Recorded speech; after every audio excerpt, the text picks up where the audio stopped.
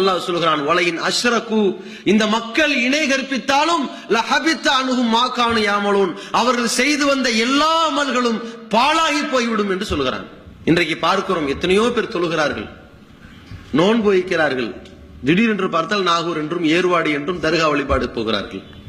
அப்ப இவ்வளவு காலம் தொழுதது, நோன்பு வைத்தது, ஹஜ்ஜுக்காக வேண்டி பல லட்சங்களை கொட்டி போவார்கள், எங்களுடைய பாவத்தை போக்குங்கள் என்றெல்லாம் அந்த இணை வைப்பு காரியங்களை அல்லாஹ்விடத்தில் செய்ய வேண்டிய பிரார்த்தனை, பாதுகாவல் தேடுதல், பாவ மன்னிப்பு தேடுதல் போன்ற முக்கியமான வணக்க வழிபாட்டை கூட இறந்தவர்களிடத்திலே தேடக்கூடிய ஒரு பாவத்தை செய்வானேயானால் அவன் இவ்வளவு லட்சங்களை கொட்டி கொண்டு போய் செய்த ஹஜ் நிறைவேற்றப்படுமா?